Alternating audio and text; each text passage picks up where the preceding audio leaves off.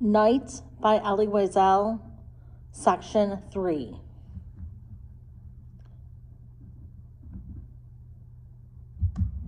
Lying down was not an option, nor could we all sit down. We decided to take turns sitting. There was little air. The lucky ones found themselves near a window. They could watch the blooming countryside flit by. After 2 days of travel, thirst became intolerable, as did the heat. Freed of normal constraints, some of the young let go of their inhibitions and, under cover of darkness, caressed one another without any thought of others, alone in the world. The others pretended not to notice.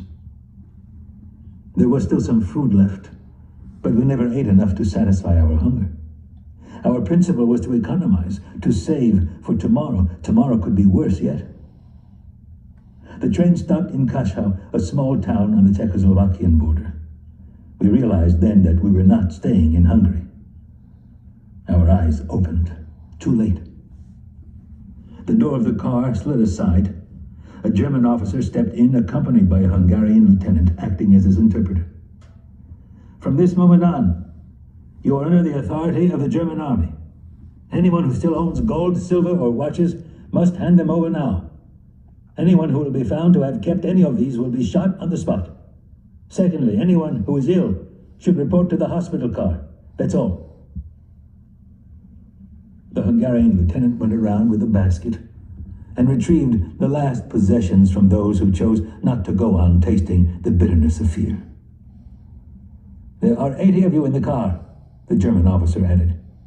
If anyone goes missing, you will all be shot like dogs. The two disappeared. The doors clanked shut. We had fallen into the trap, up to our necks. The doors were nailed, the way back irrevocably cut off. The world had become a hermetically sealed cattle car. There was a woman among us, a certain Mrs. Schechter. She was in her 50s, and her 10-year-old son was with her, crouched in a corner.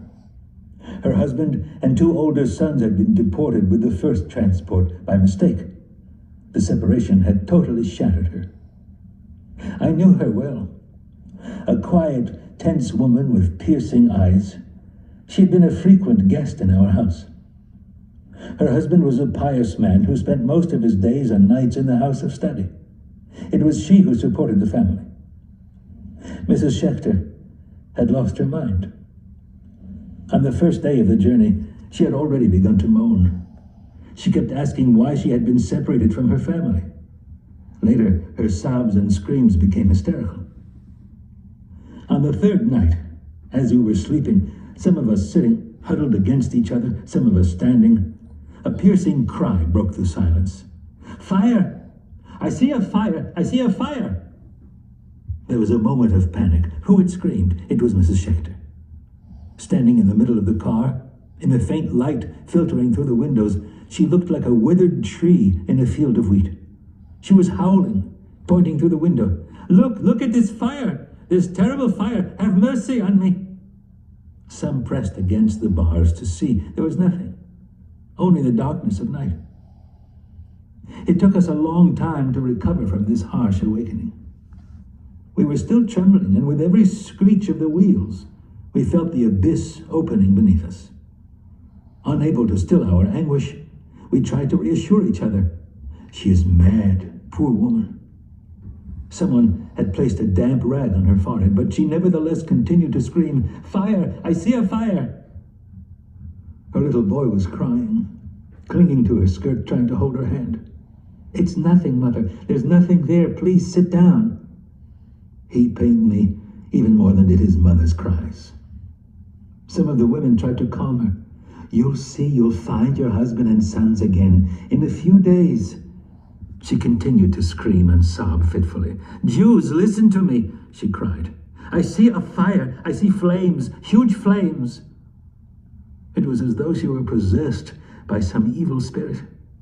We tried to reason with her, more to calm ourselves, to catch our breath than to soothe her. She is hallucinating because she is thirsty, poor woman. That's why she speaks of flames devouring her. But it was all in vain. Our terror could no longer be contained. Our nerves had reached a breaking point. Our very skin was aching. It was as though madness had infected all of us. We gave up. A few young men forced her to sit down, then bound and gagged her. Silence fell again. The small boy sat next to his mother, crying. I started to breathe normally again as I listened to the rhythmic pounding of the wheels on the tracks as the train raced through the night. We could begin to doze again, to rest, to dream. And so, an hour or two passed. Another scream jolted us. The woman had broken free of her bonds and was shouting louder than before, "Look at the fire! Look at the flames! Flames everywhere!" Once again, the young men bound and gagged her. When they actually struck her, people shouted their approval. "Keep her quiet! Make that mad woman shut up! She's not the only one here!" She received several blows to the head, blows that could have been lethal. Her son was clinging desperately to her, not uttering a word. He was no longer crying. The night seemed endless. By daybreak, Mrs. Schechter had settled down. Crouching in her corner, her blank gaze fixed on some faraway place, she no longer saw us. She remained like that all day, mute, absent, alone in the midst of us. Toward evening, she began to shout again, "The fire, over there." She was pointing somewhere in the distance, always the same place. No one felt like beating her anymore. The heat, the thirst, the stench, the lack of air were suffocating us. Yet all that was nothing compared to her screams, which tore us apart. A few more days, and all of us would have started to scream. But we were pulling into a station. Someone near a window read to us, "Auschwitz." Nobody had ever heard that name. The train did not move again. The afternoon went by slowly. Then the doors of the wagon slid open. 2 men were given permission to fetch water. When they came back, they told us that they had learned, in exchange for a gold watch, that this was the final destination. We were to leave the train here. There was a labor camp on the site. The conditions were good. Families would not be separated. Only the young would work in the factories.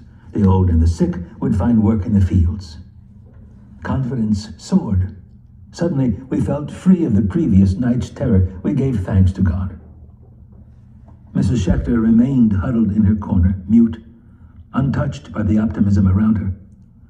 Her little one was stroking her hand. Dusk began to fill the wagon. We ate what was left of our food. At 10 o'clock in the evening, we were all trying to find a position for a quick nap, and soon we were dozing. Suddenly, "Look at the fire! Look at the flames! Over there!" With a start, we awoke and rushed to the window yet again. We had believed her, if only for an instant. But there was nothing outside but darkness. We returned to our places, shame in our souls, but fear gnawing at us nevertheless. As she went on howling, she was struck again. Only with great difficulty did we succeed in quieting her down.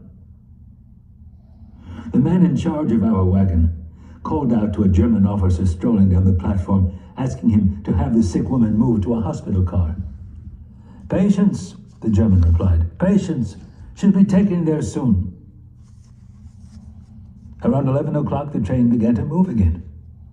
We pressed against the windows. The convoy was rolling slowly. A quarter of an hour later, it began to slow down even more. Through the windows, we saw barbed wire. We understood that this was the camp. We had forgotten Mrs. Schechter's existence. Suddenly, there was a terrible scream. "Jews, look! Look at the fire! Look at the flames!" And as the train stopped, this time we saw flames rising from a tall chimney into a black sky. Mrs. Schechter had fallen silent on her own. Mute again, indifferent, absent, she had returned to her corner. We stared at the flames in the darkness. A wretched stench floated in the air. Abruptly, our doors opened. Strange-looking creatures dressed in striped jackets and black pants jumped into the wagon. Holding flashlights and sticks, they began to strike at us left and right, shouting, "Everybody out! Leave everything inside! Hurry up!" We jumped out. I glanced at Mrs. Schechter. Her little boy was still holding her hand. In front of us, those flames. In the air, the smell of burning flesh. It must have been around midnight. We had arrived in Birkenau.